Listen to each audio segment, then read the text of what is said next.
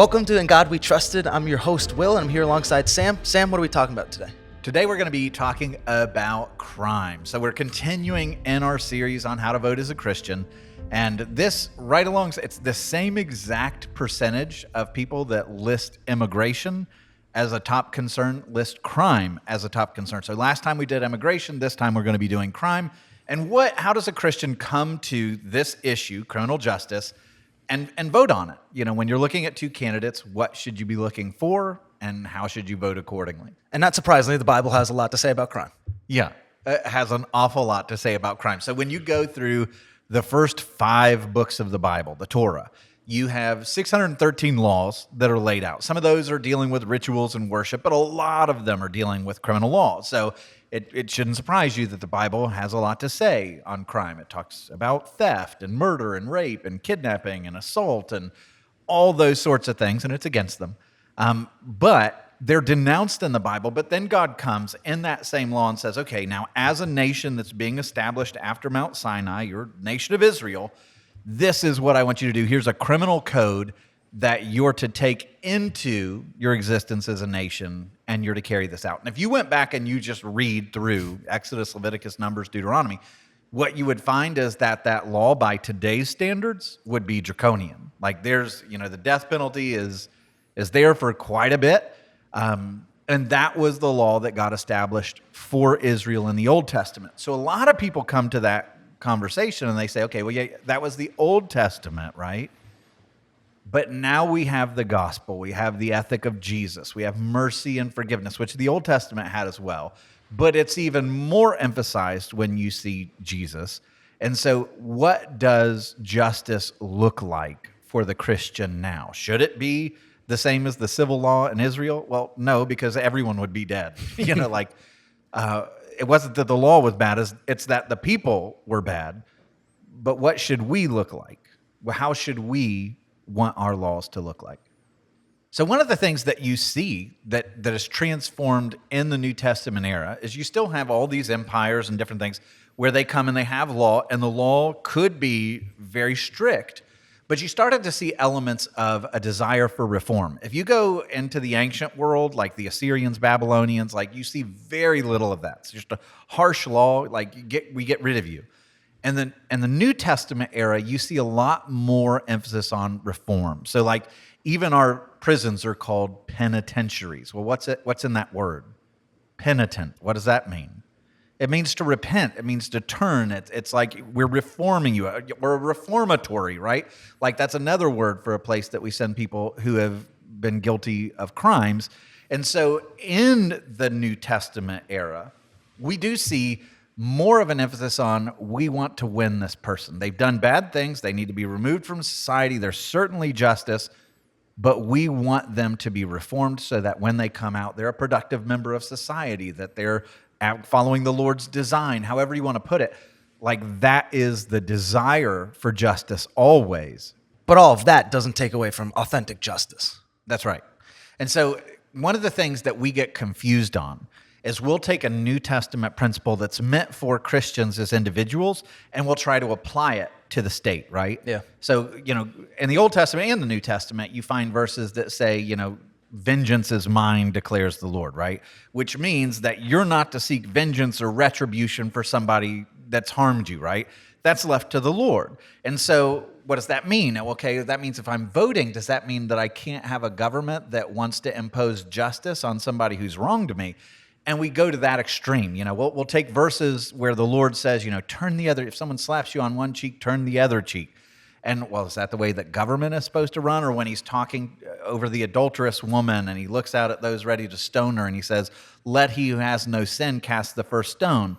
Is that the way the government should be? Like where it's just like, well, we shouldn't judge anyone. We shouldn't have, no, right? So vengeance belongs to the Lord. So you have Jesus who's saying like, you're not as individuals, you're not the ones that should be imposing vengeance, right? Like drop your stone. You have sin too. It's justice, vengeance belongs to the Lord. But then notice in the Gospel of John, same gospel, when Jesus is going on trial and he's before Pilate, Pilate asks him, do you not know that I have authority to release you and authority to crucify you. What does Jesus? He doesn't say, no, you don't, because now we turn the other cheek. Like he says to Pilate in response, he says, you would have no authority over me at all unless it had been given to you from above. Now, so what is he saying to Pilate? Yes, you have absolute right as governor to impose justice, even crucifying your subjects. Now, when you get to Romans chapter 13, it's going to say that God ordains and puts rulers over you, and that you should fear them if you do wrong, because it says they do not bear the sword in vain. Well, why do they bear a sword? It's for justice. They're not looking to butter your bread. They're coming to impose justice, and God has ordained that even in the New Testament. And so we need to get out of our minds and to recognize that the New Testament, the Old Testament, has established a very clear difference between what the individual is supposed to do in response to injustice. The only time that you're allowed to take justice in your own hands is in self-defense in the moment. The Bible allows that. But if the crime is done, are you allowed to take vengeance and say, I'm going to go get him, I'm going to get a mob, I'm going to go hang him high? Like, no, you're not allowed. What are you called to do? Forgive. To forgive. Mercy. And you hand that role over to the state that does not bear the sword in vain. And then it's the state's responsibility to impose justice. But you cannot take the law into your own hands. And Christianity brought that about into Western culture to where you do not have vigilante justice in Western cultures because of Christianity. You can't take the law in your own hands. Yeah, there's a clear distinction there that the government has responsibilities that I don't have, and I have responsibilities that the government doesn't have. Mm-hmm. Both need to fit in their role well and to stay in their lane. Yeah, that's right. You know, and the other thing is, Jesus, we were fooled into thinking that we cherry pick these passages like Jesus would never support justice, harsh justice. But when he tells parables, and the parables, like, for instance, if you go to Matthew 21:41, you have a landowner who owns a vineyard, and the tenants conspire and refuse to give the vineyard owner his proper due, and he sends his son, and what do the tenants do? Kill him. They kill his son. And Jesus says, well, I forgive you. The father just, the landowner forgives. No, the landowner seeks justice, and they're all put to death. Jesus doesn't give that parable and say, well, that's wrong. Or in the next chapter, Matthew 22, at the wedding feast, when the king sends out all of his servants to invite everyone to the wedding, and they round up all the messengers and kill them, what does the king do? He kills them and burns down their village. Jesus doesn't say, and that was so unjust. Like, so Jesus is, in his parables, he talks about capital punishment instances, and he doesn't distance himself from them. Now, they're parables that are referring to ultimate justice. But he's not distancing himself from it. He recognized that there's a need for justice in this world. So if the state has that kind of power, it's important to know who we put into those roles that's going to wield the sword in our cases. That's 100% true. Like, you're entrusting them with the power to make devastating decisions in the lives of others. They need to be righteous in how they administer justice. They need to be fair. And the scriptures are clear on that. Proverbs 16:12 says, it is an abomination to kings to do evil, for the throne is established by righteousness.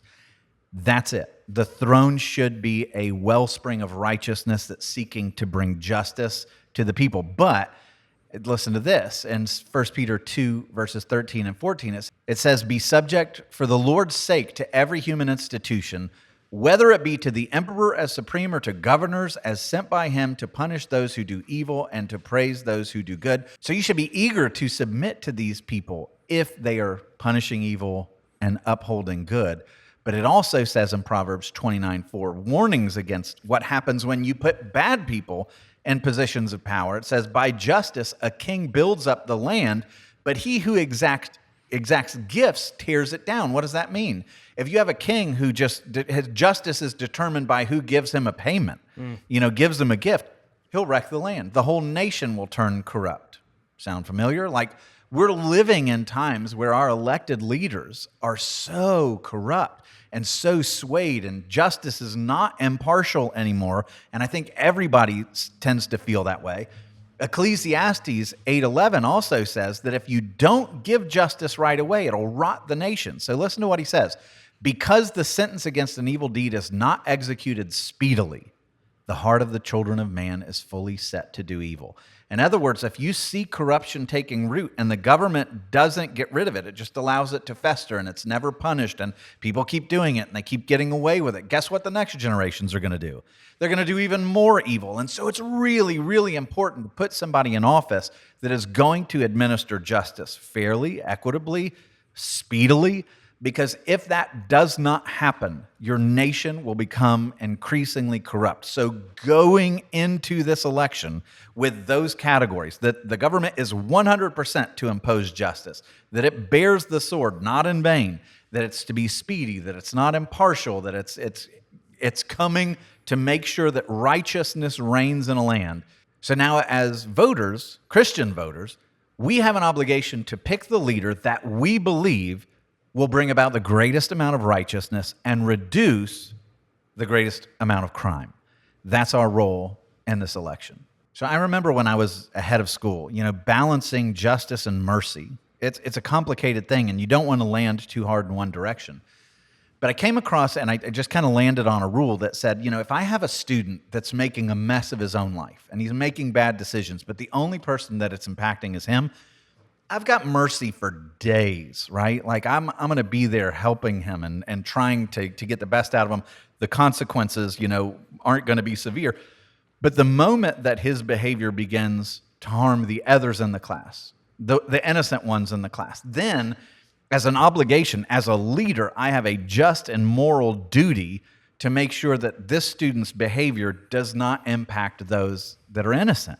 And I think that's the same kind of tone that we come to in criminal justice, where it's like, we want people to be reformed. We want them to have the greatest opportunity. But the moment their behavior begins to impact those that are innocent, they have to be punished. They have to be removed. And it's for the sake of loving those that have lived righteously to not live in fear and tyranny of the chaos of the one who's living in wickedness. Does that make sense? Yeah, I think that's a helpful way to look at it. Mm-hmm. And I think that's a good basis for our conversation. We started with scripture and then we looked at, okay, what does leadership do? What is government supposed to do? So let's just take a look at what we've got.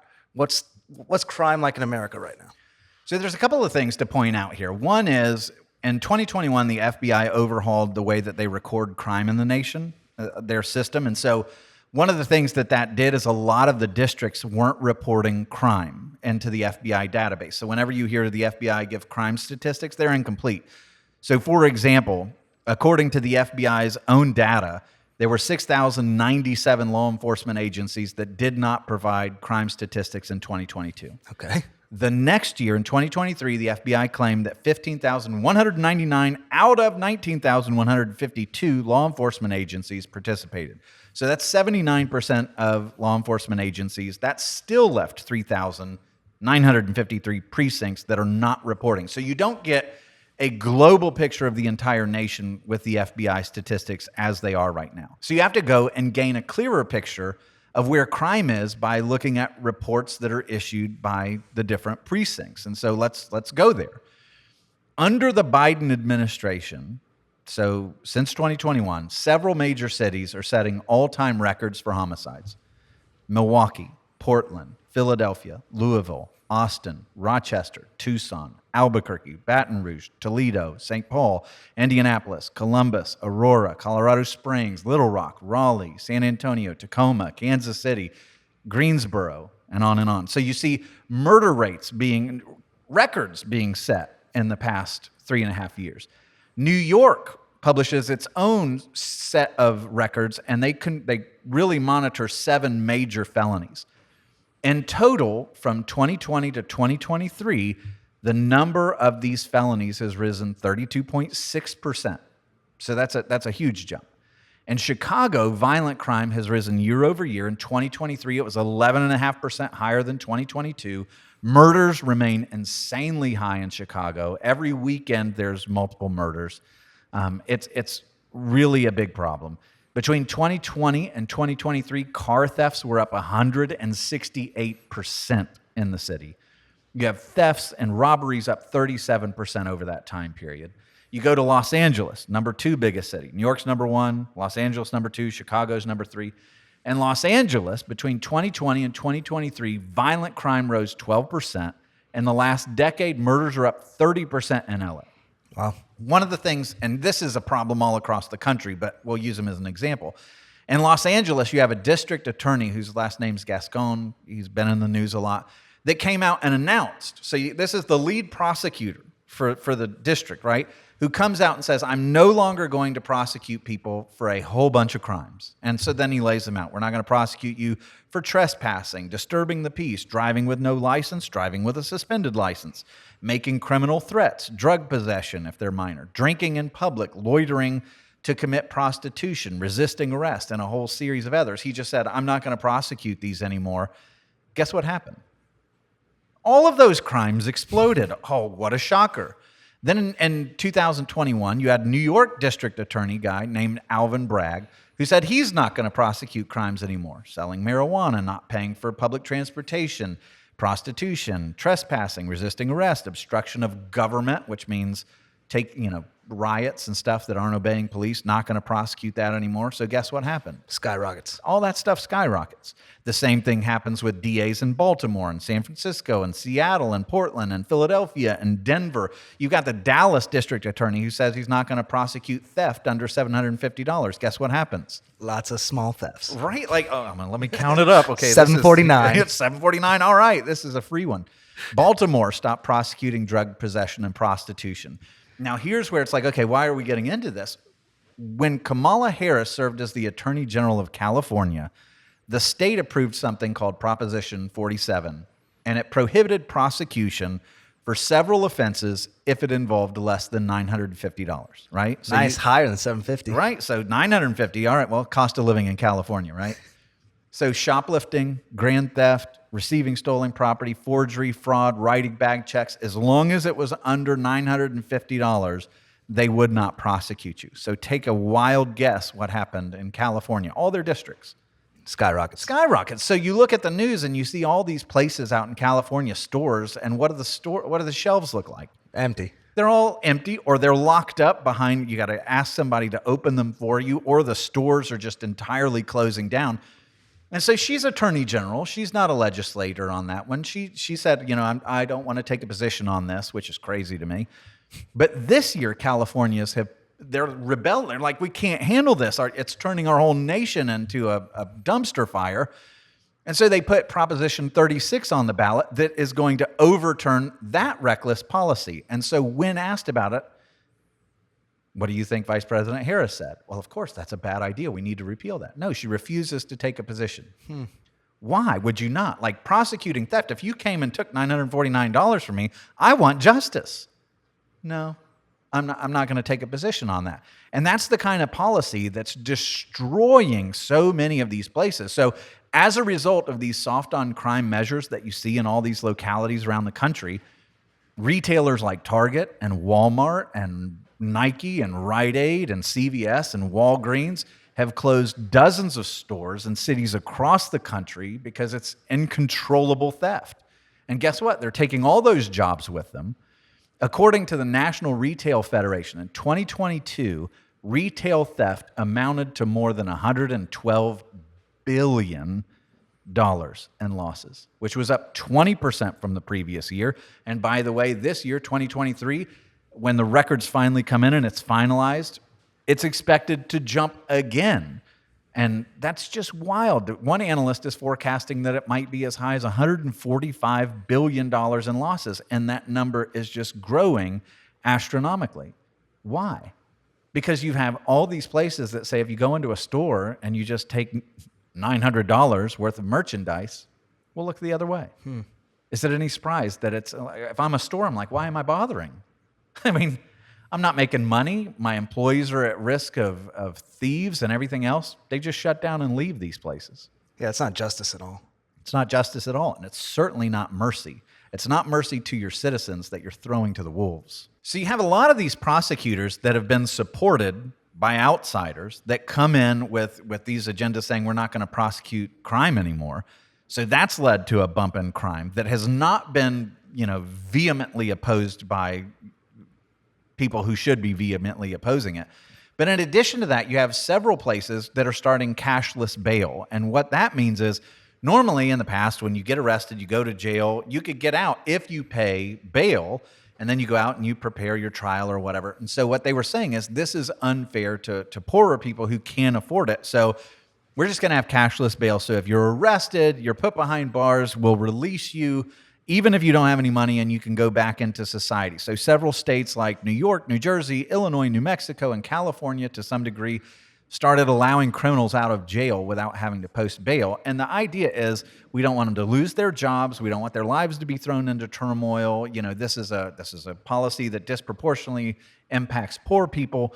So that was the idea. And the impact of it is no good. So Yolo County, which is Sacramento area, adopted this policy. And what they found, they did a study, what would be the consequences. They found that the rate of recidivism was far higher for those who paid no bail versus those who did pay. And so they explain, quote, in their study, in this study, individuals released on zero bail were subsequently rearrested for a total of 163% more crimes than individuals released on bail. Because what happens with bail is if I put money down, bail down, I don't get it back. and I abscond, or I do something else that I lose my bail. So there's skin in the game for me not to recommit crimes.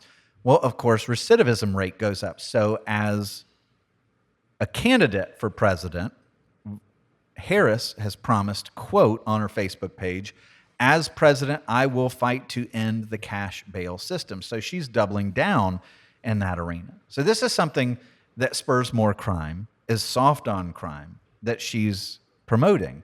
In 2020, here's another one. Kamala Harris was asked, remember, this is right in the aftermath of George Floyd, there was a big push to defund the police. And so she was asked point blank if she would defund the police. And so in this interview, she failed to give a definitive answer. She responded to the person. How are you defining defund the police? And she says, I don't want to abolish the police, but she clarified what she said. So, again, we need to reimagine how we are achieving public safety in America. And then she decried how much money cities are spending on police. Okay. And she said, we have confused having safe communities with hiring more cops on the street. And when Los Angeles mayor cut $150 million from the LA Police Department in 2020, Kamala Harris applauded the decision, went on Good Morning America and said, I applaud Mayor Garcetti for doing what he's done. And so after one disastrous year, guess what Los Angeles did? Refunded. We need the police quick. All the places that did the defunding of the police because they were looking to reimagine what law enforcement might look like, all of them refunded the police because they found that crime went rampant when you defund the police. But this is something that she was in favor of, diverting funds away from police. And Kamala Harris is an interesting candidate because we have her past as district attorney to look back on and say, okay, how did she handle crime? Yeah, and it's a mixed bag. So, like, for instance, one of the things that she gets some knocks for is she threatened parents that if your kids are, overly truant from school, that they would be arrested and face things. And so, like, that was very tough, and a lot of people have criticized her for that. But in other areas, you either see, like, a really questionable ethics in the way that she administers justice, and other things that are pretty troubling. So I'm just going to run through a few of them from when she was district attorney of San Francisco. So one of them, when she ran for the office, she let it be known that she's opposed to the death penalty, right? So some people have very good arguments. I believe the death penalty is a biblical thing, but very good people disagree with me. So when she was in that office, she infuriated police officers because one of their own was murdered, a guy named Isaac Espinoza. He was 29. He had a young family. He was gunned down with an AK-47. Virtually all the lawmakers in California wanted the perpetrator to be put to death, for her to seek the death penalty. She refused, made a lot of people very angry. So there's a principled defense of her position to not like the death penalty. And another case, and this is where you see the kind of soft on crime stuff get really annoying and to have devastating consequences. But there was a guy named Edwin Ramos. He's an illegal immigrant. He was with MS-13. He was a gang member. And he murdered a father and his two sons. Now that's tragic enough because as an illegal immigrant, he should not have been here to start with. But even worse, he was on the streets with a record. In 2003, he beat a man on a city bus, but because he's in a sanctuary city, he's not deported. He serves no prison time, not substantively. In 2004, he tried to rob a pregnant woman, not deported, no serious actions taken. In March 2008, the very year he murdered people, he was pulled over in a car that had a gun that was involved in a double homicide, no consequences. And 3 months later is when he killed the man and his 2 sons. That's in her district. So a lot of people point to that and say, how in the world could you, during your time as district attorney, not have had policies that would have protected this family from what happened to them? There's another case where an illegal immigrant, Roni Aguilera, was found guilty of federal assault in 2007. He was not deported or referred to federal authorities. So Kamala Harris was the local DA, and the next year he murdered a 22-year-old man by nearly cutting off his head with a sword. He shouldn't have been here. In 2010, now this is where she gets accused of like skirting justice and honesty.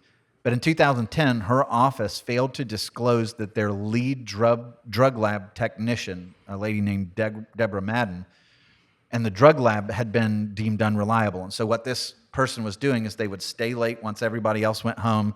They would go into the evidence room. They would open up all of the envelopes that held the evidence, and she was skimming, I think it was cocaine, for herself. So she does this to multiple people, messing around with the evidence. DA Harris was informed about this, did not relay any of that information to the defense attorneys that evidence had been manipulated and tampered with that would have affected the conviction of those clients. And so when this came forward, a judge ripped the DA's office for violating the rights of the defendants and the San Francisco prosecutors, because this drug lab technician had her hands in so many different cases. Because they failed to deal with it, more than 700 drug cases had to be dismissed from this judge, and the scandal became public, and she just denied, knowing much about it or having anything to do with it. Well, you said that happened in 2010. Wasn't that the same year that she herself became the attorney general? Yeah, she won the election in California to become attorney general the same year that happened. And you see cases like this. If you dig a little bit, you'll find cases that are like that are all throughout her history. So here's another one. A case that involved a local prosecutor who falsified the transcript of a confession of a child molester. So this guy molested children. Now, I'm the one who's like, okay, let's send them away for a while, because that's, I'm with it. But listen to how unethical this is. The prosecutor added 2 extra lines to his confession to make it sound more damning so that they could justify seeking a life sentence for this guy. So without those 2 sentences aggravating the crime in the confession, he wouldn't have gotten life. So the prosecutor added on their own 2 sentences to a confession. Unbelievably unethical, right? So this case goes to appeal. A 3-judge panel's looking at it, calls it egregious, outrageous, government misconduct, says it shocked the conscience. And then what was the punishment? The prosecutor's given a 30-day suspension. Attorney General Harris argued that the case should not be thrown out. And when confronted, the prosecutor says, it was just a joke and it shouldn't matter because that defendant didn't have a viable case anyway. And they did not lose their job. That's crazy. They did not lose their job. In another case called the Baca case, an appellate panel of judges blasted the Attorney General's office for defending a prosecutor who perjured himself in a case. And so the Attorney General's office actually fought, according to the judges, tooth and nail to keep transcripts from appearing before the court. And only after this 3-judge panel warned and said, and when they look at those 2 things, they conclude that Silva lied. But I cannot imagine that when the Attorney General's office was trying to keep the 98 transcript away from the Court of Appeal, that it was doing anything other than trying to keep information that was inculpatory of Mr. Silva away from the Court of Appeal. Your Honor, it looks sort of bad, and will look terrible in an opinion when we write it up and name names. Only then did Attorney General Harris reverse course. In March 2015, as California's Attorney General, she ordered county prosecutors to stop enforcing a provision of Jessica's law. Do you remember when those were going around? Jessica, I forget, Lansford, I think, was a girl who got abducted and murdered and abused. And so Jessica's laws started getting passed all over the country that protected children from sexual predators. Well, she ordered county prosecutors to stop enforcing a provision of that law that barred sexual predators from living near schools and parks. And it's like, That's wild. so one judge had made a ruling on one county, and she ordered all the counties, which wasn't part of the ruling. She ordered all the counties to lift that provision.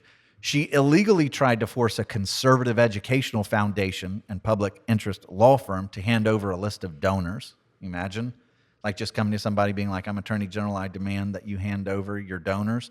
So that got caught up in court. She wasn't allowed. She ordered a raid of a pro-life investigative organization that had taken video of Planned Parenthood executive talking about how they were selling the body parts of aborted babies. And so when that made national headlines, she ordered the raid of the person's house to try to seize the stuff. I mean, it's bothersome. You remember in 2020 when there were riots all over the place in the aftermath of George Floyd, when Minneapolis was literally on fire and the riots and everything else were in full swing. She promoted the Minnesota Freedom Fund on her Facebook page and said, donate to this organization so you can get the rioters out of jail. She literally said, if you're able to, chip in now to the Minnesota Freedom Fund to help post bail for those protesting on the ground in Minnesota. Like, she's trying to distance herself from this, but you know that money was then used to bail people out of jail, including, get this, a murderer, somebody guilty of sexual assault. They got released on bail. One guy was twice convicted rapist who had assaulted an 8-year-old. And guess what? It's not shocking. The people who were released were guilty and convicted of additional crimes on that release. That's odd work of a former prosecutor, at least. Right? And so it's the ethos that comes from one political ideology that says, out of an abundance of mercy, we're going to be very soft on crime. We're going to allow this to run. We're not going to prosecute crimes if they're under $950. We're not going to require cash bail. We're not going to, we're not going to, make sexual predators register or not be able to live near schools. And it's always to give the benefit of the doubt to the criminal rather than the public. And the other side of that political ideology says, I'd rather be harder on the criminal if it allows the law-abiding citizens to remain free and to not live in fear and to not live in a place that's upside down with crime, and allow businesses to not have to move because they're being robbed blind, or to lock up all their shelves. So there really is this do you go overboard in the direction of mercy to where, you know what, there is going to be more crime, but to these people we're showing kindness, right? Or do we get tough on crime so that the people that are law-abiding can live without fear, live in a society that's just and righteous? And I think you very much see the differences between these two candidates on which one is hard on crime and which one is very soft on crime. And as a Christian, when I land, like I'm right there, like I want to see reform. I want to see people transformed. I believe everybody gets a second chance. I believe in all of that. Like, some of my best friends have come out of prison, right? But it goes back to that same principle as when I was a headmaster.